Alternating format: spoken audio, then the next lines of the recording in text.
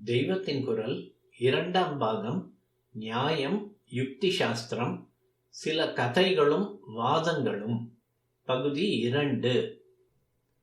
ஒரு வஸ்துவை பார்த்தால் அதை பற்றிய ஞானம் உண்டாகிறது.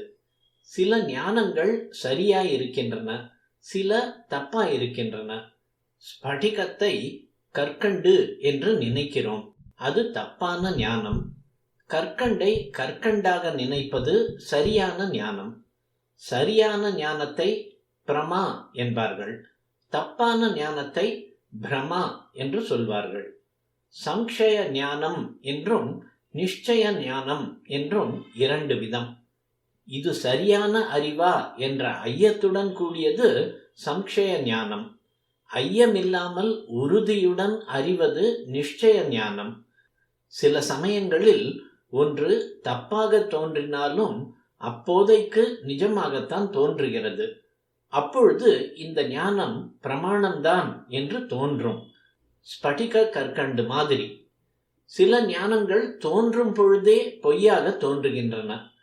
குளத்திற்குள் தலைகீழாக தெரிகிற மரத்தின் பிரதிபிம்பத்தை அறியும் பொழுதே அது நிஜமல்ல, அப்பிரமாணம் என்றும் தோன்றுகிறது. ஞானம் வரும் பொழுதே பிரமாணம் என்று தோன்றுவதும் அப்பிரமாணம் என்று தோன்றுவதும் ஆக 2 வகை. வரும் காலத்திலே இது நிஜம்தான் என்று வருகிற ஞானம் பிராமாண்ய கிரக ஞானம்.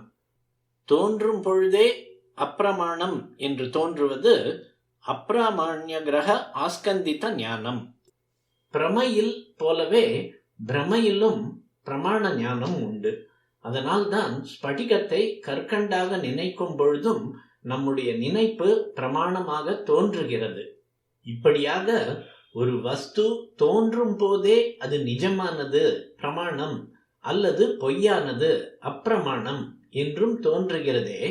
இந்த பிரமாண அப்பிரமாண அறிவானது வஸ்துவை பார்க்கிற நம்முடைய ஞானத்திலிருந்து சப்ஜெக்டிவாக தோன்றுகிறதா அல்லது ஆப்ஜெக்டிவாக அந்த வெளி வஸ்துவில் இருந்து தோன்றுகிறதா? நம்மிலிருந்து தோன்றினால் ஸ்வத பிரமாணம், நாம் அறிகிற வஸ்துவிலிருந்து தோன்றினால் பரத பிரமாணம். இந்த 2இல் எது சரி என்றுதான் மண்டனர் வீட்டு பெண் கிளிகள் வாதம் செய்தனவாம். நமக்கு உண்டாகும் ஞானம் பிரமாணமானது அல்லது அப்பிரமாணமானது என்று ஏற்படுகிற உறுதி நம் ஞானத்துக்குள்ளேயே சப்ஜெக்டிவாக இருப்பதில்லை. அது நாம் அறிகிற வஸ்துவிடம் உள்ள குணத்தால் ஏற்படுவதுதான். அந்த வஸ்துவிடமிருந்து நடைமுறையில் பிரயோஜனம் அடைய முடிந்தால்தான் நம்முடைய ஞானம் சரியானது அல்லது தப்பானது என்று ஆகிறது. அதாவது நம் ஞானம் சரியா தப்பா என்பது ஆப்ஜெக்டிவ் தான் என்பதே நியாயசாஸ்திரத்தின் கருத்து. மண்டன மிஸ்ரர் போன்ற மீமாம்சகர்களின் அபிப்பிராயமோ இதற்கு மாறானது. நம் ஞானம் பிரமாணமானது என்கிற உறுதி நம்முடைய அறிவையே சேர்ந்த விஷயம்தான். ஆனால் நம் ஞானம் பிரமாணம் இல்லை, அப்பிரமாணம் என்று தெரிவது வெளிவஸ்துவை பொறுத்த விஷயம். பிராமாண்யம் ஸ்வதக, அப்பிராமாண்யம் பரதக என்பது அவர்கள் கட்சி. இந்த வாதங்கள் எல்லாம் தர்க்கத்தில் வரும். வாதம் என்றாலே இந்த காலத்தில் நான் சொன்னதே சரி என்று பிடிவாதம் பண்ணுவது என்று தப்பாக நினைத்து கொண்டிருக்கிறார்கள். வாஸ்தவத்தில் வாதம் என்பது நாமும் பேசி எதிராளியையும் பேசவிட்டு 2ஐயும் ஆலோசித்து சீர்தூக்கி உண்மையை அறிவதுதான். அநேக இடங்களுக்கு போய் மண்டன மிஸ்ரர் போன்றவர்களிடம் ஆச்சாரியால் வாதம் செய்தார் என்பது இப்படித்தான். மற்றவன் சொல்கிறதையும் கேட்டே அவர் அத்வைத்தம்தான் சத்தியம் என்று முடிவு பண்ணினார். ஆகையால் வாதம் என்பது எக்ஸ்சேஞ்ச் ஆஃப் தாட்ஸ், பரஸ்பர கருத்து பரிவர்த்தனை தான், பிடிவாதம் இல்லை.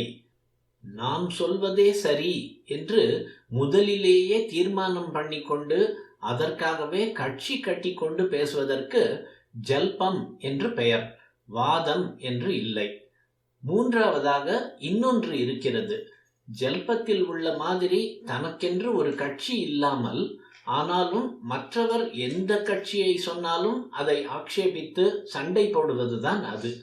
அதற்கு விதண்டை என்று பெயர். விதண்டாவாதம் என்று இதிலிருந்துதான் வந்தது. அஷட்டு கங்கேஷர் மகா புத்திமானாகி வங்காளத்துக்கு வந்ததிலிருந்து கிபி 12ஆம் நூற்றாண்டில் இருந்து நியாயசாஸ்திரம் புத்துயிர் பெற்றது. வங்காளத்தில் புதிதாக ஏற்பட்டு பிற்பாடு விருத்தி அடைந்த இந்த சாஸ்திரத்திற்கு நவ்ய நியாயம் என்று பெயர் உண்டு. நவ்யம் என்றால் புதிதான என்று அர்த்தம். அந்த பெயர் ஏற்பட இன்னொரு காரணம், வங்காளத்தில் நவத்வீபம் என்ற பாகத்திலேதான் கங்கேஷரும் பிறகு அவரை அனுசரித்து வந்தவர்களும் வாழ்ந்தனர். நவத்வீபம் என்பதை நதியாத் என்கிறார்கள். ஸ்ரீ கிருஷ்ண சைத்தன்யர் அந்த சீமையில் பிறந்தவர்தான். சைத்தன்யரும் மகா வித்வான், சாஸ்திரங்களை எல்லாம் படித்தவர்.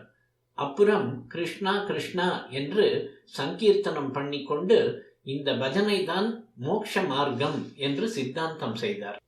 லோகம் நிஜமானது, மாயை அல்ல, ஜீவாத்மாக்கள் பல உண்டு, பரமாத்மா வேறே என்கிற துவைத்தமான அபிப்பிராயங்களை நியாயசாஸ்திரம் சொன்னாலும் நிரீஸ்வரவாதத்தை ஆக்ஷேபித்து ஈஸ்வரனை நிலைநாட்டியதனாலும் அத்வைத்தமான யுக்திக்கு போவதற்கு இதனுடைய வாதங்கள் அஸ்திவாரம் போட்டு கொடுப்பதாலும் உத்தமமான சாஸ்திரமாக இருக்கிறது.